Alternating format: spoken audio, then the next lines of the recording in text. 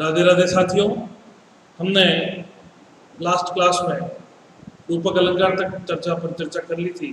अब हम अलंकार की श्रृंखला को आगे बढ़ाते हैं और अगले अलंकार पर बात करते हैं अर्थांतर न्यास अलंकार, जो हमारा अर्थालंकार है। उस अर्थालंकार की हम बात करें, सबसे पहले हम बात करेंगे अर्थालंकार की। और अर्थालंकार कहता है समर्थन यदि किसी बात का किया जाता है तो वहाँ अर्थालंकार होता है। सर कैसा समर्थन?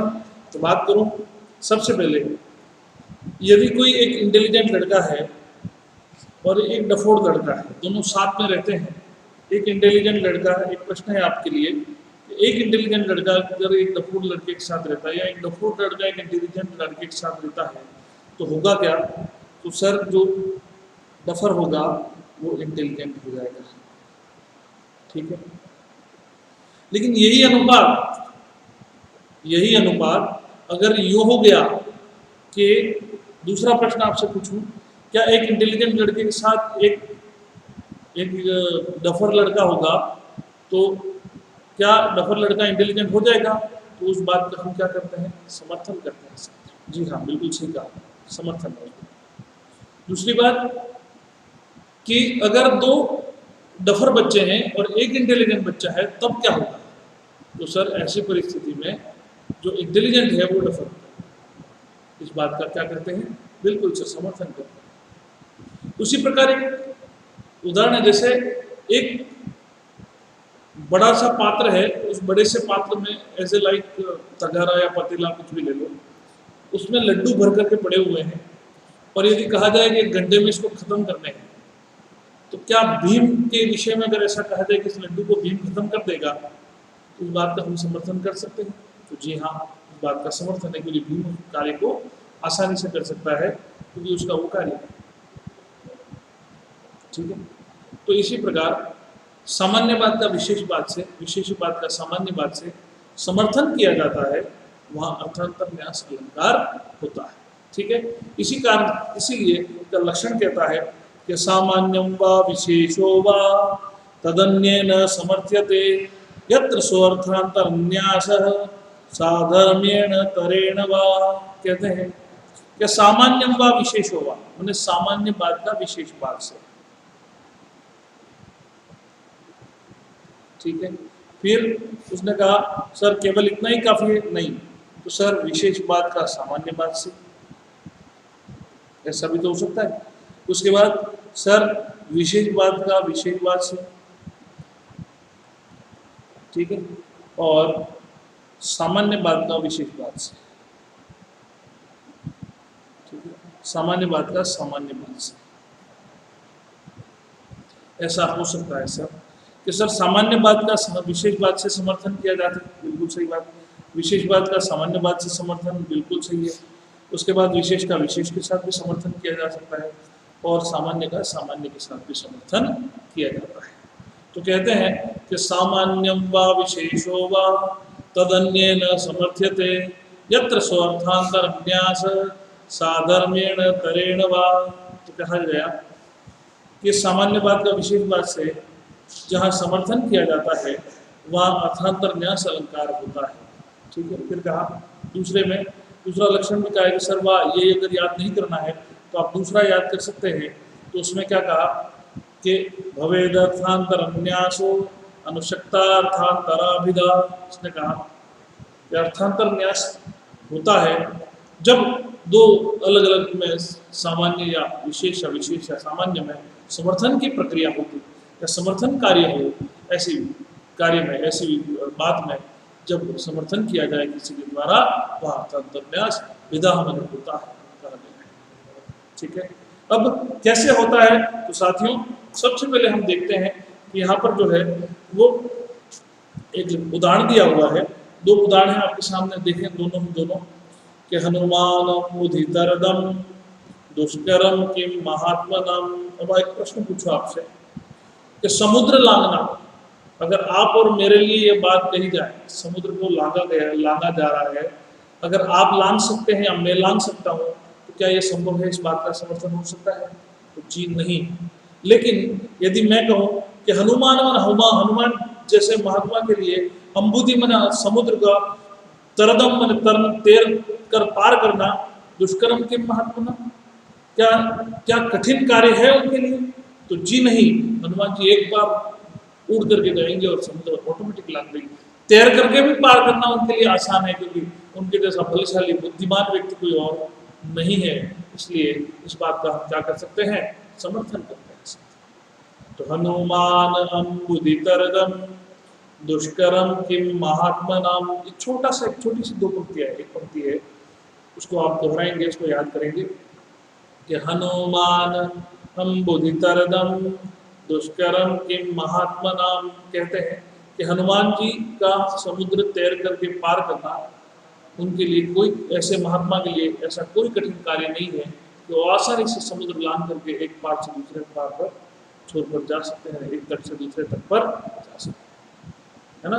तो इस बात का हम क्या करते हैं, समर्थन करते हैं। उसी प्रकार एक और पंक्ति दी है, सर्वे गुणा कांचनम आश्रयंती।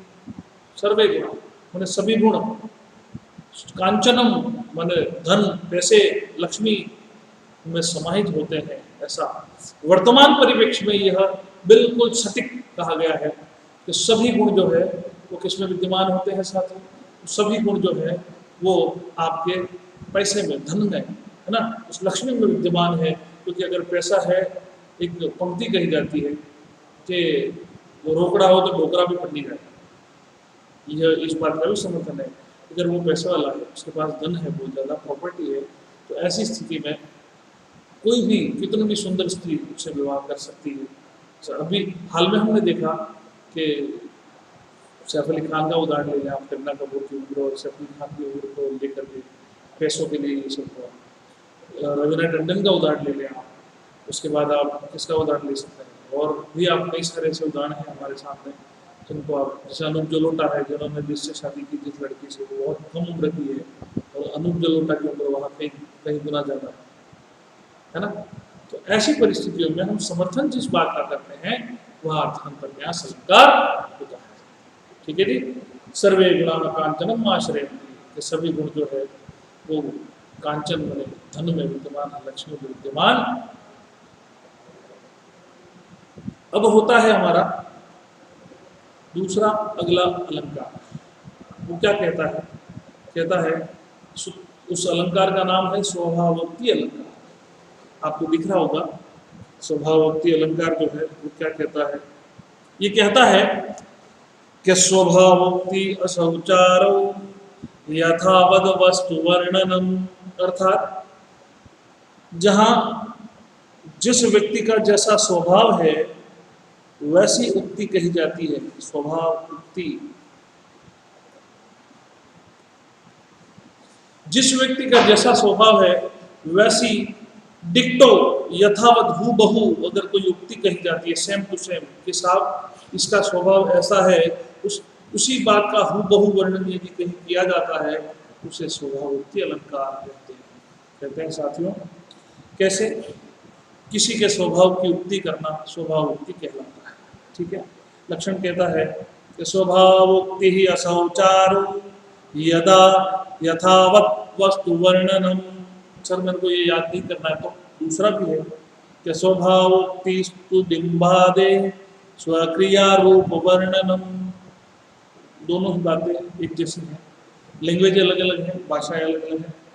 स्वभावोक्ति असौचारो, स्वभावोक्ति अलंकार का स्वभाव उक्ति अलंकार कहता है कि यथावद वस्तु वर्णन, जो वस्तु, जो व्यक्ति, जो प्राणी, जो जिस प्रकार का है हूबहू, यथावद माने है वैसा, जैसा कि जैसा, हूबहू डिक्टो उसका वर्णन किया जाता है, उसे स्वभावोक्ति कहते हैं। ठीक है। दूसरी पंक्ति में भी एक स्वभावोक्ति ही असल डिम्बादे, डिम्बादे माने तो छोटे बच्चे की बात जब मैं करूं, डिम्बादे माने बाल लीलाएं, छोटा बच्चा जो होता है ना उसकी लीलाएं अलग ही प्रकार की होती है, और हम उसकी लीलाओं को देखकर बहुत ज़्यादा प्रसन्न होते हैं, बहुत ज़्यादा खुश होते हैं। वो ऐसी कोई भी हरकत करता है ना तो हम उसको देख करके बहुत ज़्यादा प्रफुल्लित होते हैं, प्रसन्न होते हैं, है ना। तो यहाँ पर वही बात की है, डिम्बादे माने बाल लीलाएं, स्वक्रिया वो जब जो करता है ना उसको देख करके उसका हूबहू उसका रूप चित्र वर्णन करता किया जाता है, उस अवस्था को यहाँ पर स्वभावोक्ति अलंकार कहते हैं। कहते हैं कि जहाँ किसी व्यक्ति, वस्तु अथवा पदार्थ के स्वभाव का वर्णन हो, जहाँ किसी प्राणी या वस्तु के स्वभाव के बारे में वर्णन हो, अर्थात हूबहू वर्णन हो, है वैसा, जैसा के जैसा, डिक्टो, उसे स्वभावोक्ति अलंकार कहते। साथियों, कहा जाता है कि अर्धपीतस्तनं मातु आवर्त क्लिष्ट केसरम प्रक्रीडितुं सिंहं शीशु बलात्कारेण कर्षति। एक तो यह उदाहरण है, और एक दूसरा उदाहरण फिर का है, यदा लोके सूक्ष्मं व्रजति सहसा तब्द्युकुलताम। कहते हैं कि अर्धपीतस्तनं मातुः आमर्द क्लिष्ट केसरम प्रक्रीडितुं सिंहं शीशुः बलात्कारेण कर्षति। कहा गया कि साथियों, अर्धपीतस्तनं मातु, बालक की लीलाओं के बारे में यहाँ वर्णन है। साथियों, कैसे कहा है, कैसे वर्णन किया है, देखेंगे आप कि एक छोटा बच्चा है, बालक है, वो अर्धपीतस्तनं मातु, उसकी माँ का अर्ध स्तन का पान करते हुए उस पर दूसरे स्तन पर थाप मारता है, लात मारता है, इसका स्वभाव है। साथियों, फिर देखिए आगे कहा है कि अर्धपीतस्तनं मातु आमर्द क्लिष्ट केसरम। और एक बच्चा है, दुष्यंत का पुत्र सर्वदमन, जिसको भरत कहते हैं, उस बालक की लीलाओं का वर्णन इस श्लोक में किया गया है। अभिज्ञान शाकुंतलम में उस नाटक के दौरान जब एक क्रिया होती है उस बालक के द्वारा, केसरी माने एक सिंहनी अपने बच्चों को, अपने बच्चों को दूध पिला रही है, और उस बच्चे के मुंह में अर्ध स्तन उसके मुंह में है और वो दूध पी रहा है। और जब ये बच्चा आता है, कौन, सर्वदमन, उन बच्चों को आमर्द माने जोर से, क्लिष्ट केसरम आमर्दम बलात्कार माने जबरदस्ती उनको खींचता है, प्रक्रीडितुं सिंह शिशु, मेरे साथ खेलो, ऐसा करके वो उस कार्य को, उस समय वो अपनी स्वभाव की युक्ति कर रहा है, वो अपना स्वभाव जो है वहाँ जाहिर कर रहा है। तो बच्चे का स्वभाव होता है, उसको पता नहीं है वो दूध पी रहा है, उसको ज्ञात नहीं है, लेकिन जब फिर भी वो उसको पकड़ के खींच रहा है और खींच कर कह रहा है, चल मेरे साथ खेल, मैं खेलना चाहता हूँ तेरे साथ। तब उसको अनुसुईया और प्रियव्रता कहती भी है, मत कर, उसकी माँ मारी गई थी, है ना। तो इस प्रकार की प्रक्रिया जो है वो होती है। ये उस सर्वदमन का, उस बालक का जो है वो स्वभाव है, उसकी स्वभाव की युक्ति कही है ना साथियों। तो कहते हैं कि, और फिर अगली पंक्ति में फिर कहा कि यदा लोके सूक्ष्मं व्रजति सहसा तद्विपुलताम। कहते हैं कि एक हाथी होता है ना, वो जब पागल हो जाता है, मदमस्त हो जाता है ना अपने हाल में, तो वो दौड़ता है ना, तो बीच में कौन आ रहा है, क्या आ रहा है, देखता नहीं है ना, वो उसका स्वभाव है साथी। तो कहते हैं कि जिसकी जैसा स्वभाव है उसकी वैसे ही हूबहू यदि वर्णन किया जाए, जैसा स्वभाव वैसी उसको स्वभावोक्ति अलंकार कहते हैं। ठीक है साथियों, तो यहाँ तक आपका यह स्वभावोक्ति अलंकार हुआ। अगले अलंकार पर हम अगली कक्षा में बात करेंगे। तब तक के लिए धन्यवाद। राधे।